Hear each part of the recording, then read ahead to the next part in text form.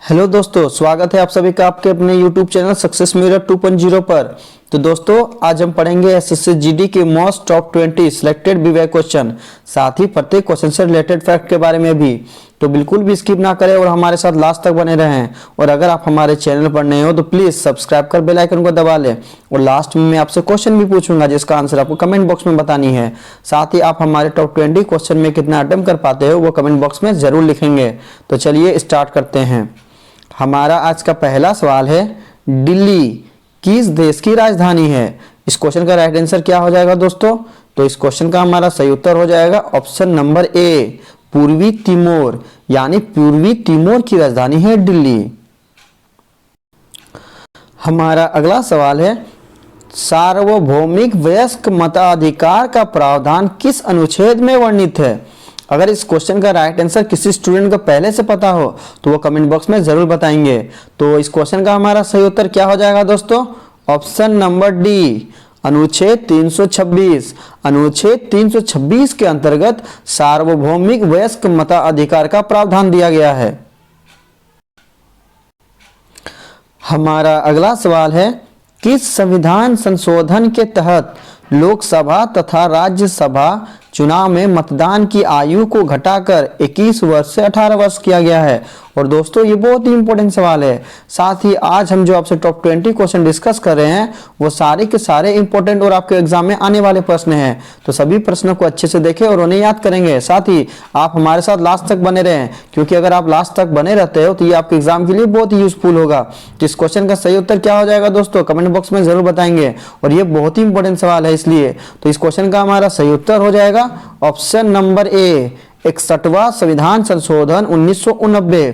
यानी 61वां संविधान संशोधन 1989 के तहत जो हमारा चुनाव में जो एज था 21 वर्ष से घटा करके कितना कर दिया गया? 18 वर्ष कर दिया गया था। हमारा अगला सवाल है, विश्व विद्यार्थी दिवस कब मनाया जाता है? तो दोस्तों, इस क्वेश्चन का सही जवाब क्या हो जाएगा हमारा? तो इस क्वेश्चन का हमारा सही जवाब ऑप्शन डी हो जाएगा, 15 अक्टूबर। विश्व विद्यार्थी दिवस 15 अक्टूबर को मनाया जाता है।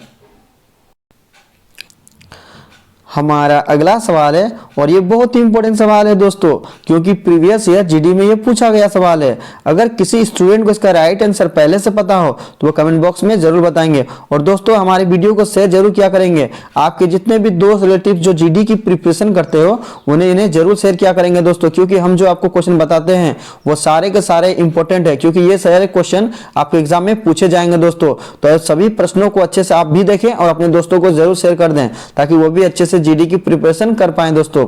तो चलिए क्वेश्चन की तरफ देखते हैं। भारतीय प्रधानमंत्री के क्रमिक सूची में तीसरे नंबर के प्रधानमंत्री कौन है? यानी जो भारतीय प्रधानमंत्री जो बन रहे थे स्वतंत्रता के बाद, तो तीसरे नंबर में कौन प्रधानमंत्री बने थे, ये हमसे क्वेश्चन पूछना चाह रहा है। तो इस क्वेश्चन का हमारा सही उत्तर क्या हो जाएगा दोस्तों? अच्छा, सबसे पहला प्रधानमंत्री कौन था? आपको तुरंत दिमाग में आना चाहिए। तो सबसे पहला प्रधानमंत्री था पंडित जवाहरलाल नेहरू। उसके बाद दूसरा में कौन बने थे दोस्तों? गुलजारी लाल नंदा। और तीसरा में हमारा कौन हो जाएगा दोस्तों? लाल बहादुर शास्त्री। यानी इस क्वेश्चन का हमारा सही उत्तर ऑप्शन ए हो जाएगा, लाल बहादुर शास्त्री। भारतीय प्रधानमंत्री के क्रमिक सूची में तीसरे नंबर के प्रधानमंत्री कौन थे? लाल बहादुर शास्त्री थे। हमारा अगला सवाल है, नेटाल इंडियन कांग्रेस की स्थापना किसने किया? तो दोस्तों, ये इंपॉर्टेंट सवाल है। तो इस क्वेश्चन का सही उत्तर हमारा क्या हो जाएगा? Option number B, Mahatma Gandhi. Natal Indian Congress की स्थापना महात्मा गांधी ने की थी। अगर आपसे पूछा जाता इंडियन नेशनल कांग्रेस की स्थापना किसने की थी, तब हमारा उसका उत्तर क्या हो जाता?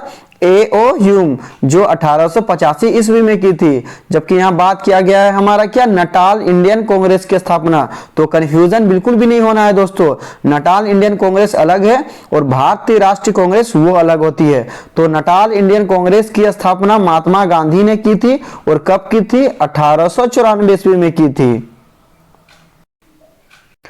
हमारा अगला सवाल है, तिलपिया पार्बोवायरस किस जीव को बहुत प्रभावित करता है? तो दोस्तों जब बात यहाँ तिलपिया की आई है तो आप इसी वर्ड को देख करके समझ सकते हैं कि ये हमारा किस कैटेगरी पे जाएगी। यानी तिलपिया को हम लोग क्या जानते हैं दोस्तों? तिलपिया मछली की कैटेगरी में होती है दोस्तों। तो इस क्वेश्चन का हमारा सही उत्तर क्या हो जाएगा?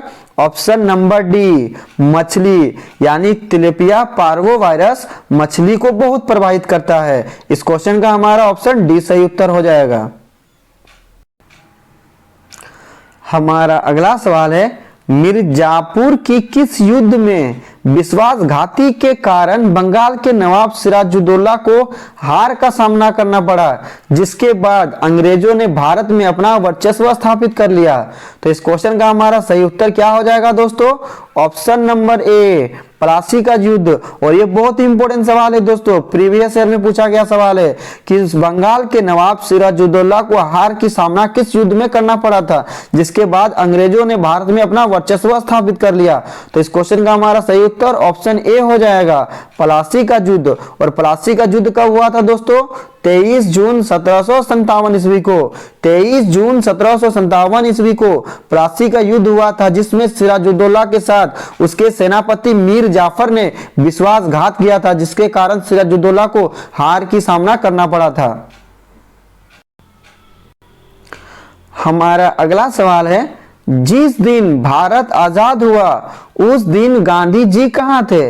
यानी 15 अगस्त 1947 को जिस दिन भारत आजादी का जश्न मना रहे थे, तब गांधी जी कहां पर थे? ये हमसे क्वेश्चन पूछना चाह रहा है। तो इस क्वेश्चन का हमारा सही उत्तर क्या हो जाएगा दोस्तों?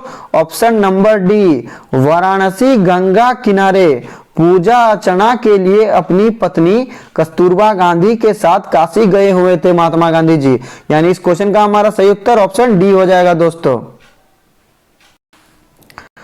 हमारा अगला सवाल है, इनमें से सत्य कथन बताएं। तो दोस्तों इस प्रकार से क्वेश्चन आपके एग्जाम में पूछा जा सकता है दोस्तों। 4 ऑप्शन दिया रहेगा और आपको सही और गलत को चुनने के लिए बोला जाएगा। तो इस क्वेश्चन का हमारा सही उत्तर क्या हो जाएगा दोस्तों? बाय ऑप्शन देखते हैं हम लोग। पहला ऑप्शन हमारा क्या दिया हुआ है? सार्क का मुख्यालय भारत में है दोस्तों। तो क्या ये सही है? तो दोस्तों ये गलत है। हमसे पूछा गया है सत्य कथन कौन सा है, यानी सार्क का मुख्यालय भारत में नहीं है। सार्क का मुख्यालय कहाँ है दोस्तों? काठमांडू नेपाल में है। तो ऑप्शन ए हमारा गलत है। ऑप्शन बी देखा जाता है, श्रीलंका की मुद्रा रुपया नहीं है। तो दोस्तों क्या ये सही है? तो दोस्तों ये भी हमारा ऑप्शन गलत है, क्योंकि श्रीलंका की मुद्रा रुपया है। चलिए ऑप्शन सी देखते हैं, पुदुचेरी भारत का एक राज्य नहीं है। तो दोस्तों आपको पता ही होगा कि पुदुचेरी भारत का एक केंद्र शासित प्रदेश है, ना कि एक राज्य है दोस्तों। यानी ऑप्शन सी हमारा सही दिया हुआ है। और यहाँ से क्वेश्चन पूछा गया है कि सत्य कथन को बताना है, यानी ऑप्शन सी हमारा सही उत्तर हो जाएगा। और ऑप्शन डी हमारा क्या दिया हुआ है दोस्तों? चलिए उसे भी देख लेते हैं। राज्यपाल की नियुक्ति प्रधानमंत्री करता है। तो दोस्तों ये भी सही बात है कि राज्यपाल की नियुक्ति प्रधानमंत्री ही करता है दोस्तों। यानी ऑप्शन सी हमारा सही है।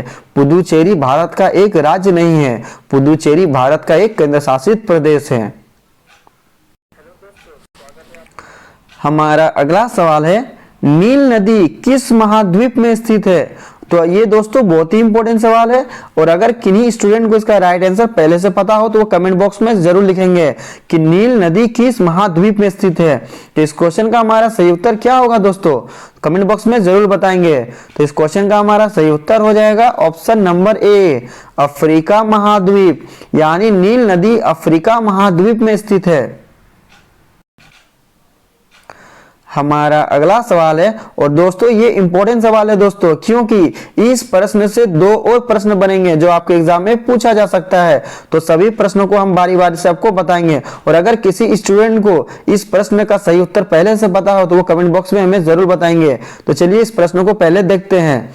उच्च न्यायालय की प्रथम महिला मुख्य न्यायाधीश कौन थी? यानी हाई कोर्ट की पहली महिला कौन थी जो मुख्य न्यायाधीश बनी थी? तो इस क्वेश्चन का हमारा सही उत्तर क्या हो जाएगा दोस्तों? ऑप्शन नंबर बी लीला सेठ, यानी उच्च न्यायालय की प्रथम महिला मुख्य न्यायाधीश लीला सेठ बनी थी। और दोस्तों आपको और हम क्वेश्चन जो बताने वाले थे वो बता रहे हैं आपको कि जैसे अगर आपसे एग्जाम में पूछा जाए कि सर्वोच्च न्यायालय की पहली महिला मुख्य न्यायाधीश कौन थी, यानी सुप्रीम कोर्ट की पहली महिला मुख्य न्यायाधीश कौन थी, तब उसका उत्तर हमारा क्या हो जाएगा दोस्तों, ऑप्शन ए मीरा साहिब फातिमा बीबी सर्वोच्च न्यायालय की मुख्य न्यायाधीश थी। अगर आपसे सिर्फ क्वेश्चन पूछा जाए कि उच्च न्यायालय की प्रथम महिला न्यायाधीश कौन थी, मुख्य न्यायाधीश वहां नहीं दिया रहे, जैसे सिर्फ पूछा जाए कि उच्च न्यायालय की प्रथम महिला न्यायाधीश कौन थी, तब हमारा क्या हो जाएगा दोस्तों, ऑप्शन नंबर सी अन्ना चांडी। उच्च न्यायालय की प्रथम महिला मुख्य न्यायाधीश हमारा लीला सेठ हो जाएगा और उच्च न्यायालय की प्रथम महिला न्यायाधीश सिर्फ हमारा हो जाएगा अन्ना चांडी। और सर्वोच्च न्यायालय के मुख्य न्यायाधीश के बारे में पूछा जाए तो क्या हो जाएगा, मीरा साहिब फातिमा बीबी। हमारा अगला सवाल है और दोस्तों ये भी बहुत इंपॉर्टेंट सवाल है दोस्तों। साथ ही आज हम आपको जितने भी क्वेश्चन बता रहे हैं दोस्तों ये सारे के सारे इंपॉर्टेंट और आपके एग्जाम में आने वाले सवाल है दोस्तों। तो बिल्कुल भी लाइक करना ना भूले और अपने दोस्तों को जरूर से जरूर शेयर कर दिया करेंगे। जो भी आपके दोस्त रिलेटिव में अगर कोई जीडी की प्रिपरेशन कर रही है दोस्तों या कर रहा है तो उन्हें जरूर शेयर कर दिया करेंगे ताकि वो भी जीडी की इस बार क्रैक कर पाए। और आपके शरीर में इस बार वर्दी होना चाहिए दोस्तों, वर्दी आपको पहननी ही पहननी है, चाहे कुछ भी हो जाए, चाहे कितना भी मेहनत करना पड़ रहा है, आपको हार नहीं माननी है। इस बार आपको जीडी हर हालत में लेनी है दोस्तों। तो सभी क्वेश्चन को अच्छे से देखेंगे दोस्तों और उन्हें याद जरूर कर लिया करेंगे। तो हमारा अगला सवाल क्या है दोस्तों, चलिए क्वेश्चन की तरफ देखते हैं। आमतौर पर हरा सोने की उपाधि किस सामग्री को दिया जाता है, तो इसका सही उत्तर हमें कमेंट बॉक्स में जरूर बताएंगे दोस्तों। तो देखिए हरा सोना किसे कहा जाता है दोस्तों, ऑप्शन नंबर डी इसका सही उत्तर हो जाएगा हमारा चाय, यानी हरा सोने की उपाधि चाय को दी जाती है। हमारा अगला सवाल है और दोस्तों ये बहुत ही कंफ्यूजन भरा सवाल है दोस्तों, क्योंकि इस क्वेश्चन से रिलेटिव एक क्वेश्चन और एग्जाम में पूछा जाता है जिससे स्टूडेंट काफी कंफ्यूज्ड हो जाते हैं। तो आज आपको हम उन दोनों ही क्वेश्चन के बारे में डिस्कस करने वाले हैं दोस्तों, तो सभी को अच्छे से देखेंगे दोस्तों। तो यहाँ पर हमारा पहला क्वेश्चन क्या दिया हुआ है दोस्तों, अभी व्हाइट पेपर किस देश का सरकारी दस्तावेज है। और एग्जाम में एक क्वेश्चन और पूछा जाता है व्हाइट बुक किस देश का सरकारी दस्तावेज है, यानी ये पेपर और बुक दो में अंतर होता है दोस्तों। तो अगर व्हाइट पेपर के बारे में पूछा जाए, यानी यहाँ पर जो हमसे क्वेश्चन पूछा गया है व्हाइट पेपर के बारे में, तो इस क्वेश्चन का हमारा सही उत्तर क्या हो जाएगा, ऑप्शन नंबर डी भारत तथा ब्रिटेन। व्हाइट पेपर भारत और ब्रिटेन का सरकारी दस्तावेज है। हमारा अगला सवाल है और दोस्तों इस क्वेश्चन का आंसर आपको कमेंट बॉक्स में बतानी है दोस्तों, क्योंकि इस प्रश्न को आप बार बार पढ़ते होंगे। उल्टा झंडा किसका प्रतीक है, तो इस क्वेश्चन का सही उत्तर क्या होगा दोस्तों, हमें कमेंट बॉक्स में इसका उत्तर जरूर बताएंगे। तो इस क्वेश्चन का हमारा सही उत्तर हो जाएगा ऑप्शन नंबर सी संकट का प्रतीक, यानी उल्टा जो झंडा होती है वो संकट का प्रतीक होता है। हमारा अगला सवाल है वर्ष 2023 में साहित्य में हिंदी के साहित्य अकादमिक पुरस्कार से किसे सम्मानित किया गया है। और दोस्तों ये बहुत ही इंपॉर्टेंट सवाल है, इस बार की जीडी में इस क्वेश्चन को पूछा जा सकता है, तो इस क्वेश्चन को बहुत ही अच्छी तरीके से आपको याद रखनी है। तो इस क्वेश्चन का हमारा सही उत्तर क्या हो जाएगा दोस्तों, ऑप्शन नंबर ए अतुल कुमार, यानी वर्ष 2023 में साहित्य में हिंदी के साहित्य अकादमिक पुरस्कार से अतुल कुमार को सम्मानित किया गया है। हमारा अगला सवाल है मोल का प्रतीक चिन्ह क्या है। तो दोस्तों आप देख सकते हैं चारों ही ऑप्शन एक जैसा ही लग रहा है और आप काफी इसमें कंफ्यूज हो सकते हैं, तो बिल्कुल भी कंफ्यूज नहीं होना है दोस्तों और सटीक उत्तर आपको एग्जाम में लगानी है। तो मोल का प्रतीक चिन्ह क्या होता है दोस्तों, ऑप्शन सी हमारा इसका सही उत्तर हो जाएगा दोस्तों, क्योंकि एम कैपिटल में नहीं होता है। यहाँ पर दो स्मॉल दिया है और एक कैपिटल में दिया है, तो ये भी हमारा आंसर नहीं होगा। यहाँ पर एक कैपिटल है, बीच में स्मॉल है, फिर साइड में कैपिटल है दोस्तों, तो ये भी हमारा गलत हो जाएगा। यानी मोल का जो प्रतीक चिन्ह होता है वो सभी स्मॉल लेटर में होती है दोस्तों, यानी ऑप्शन सी हमारा इसका सही उत्तर हो जाएगा।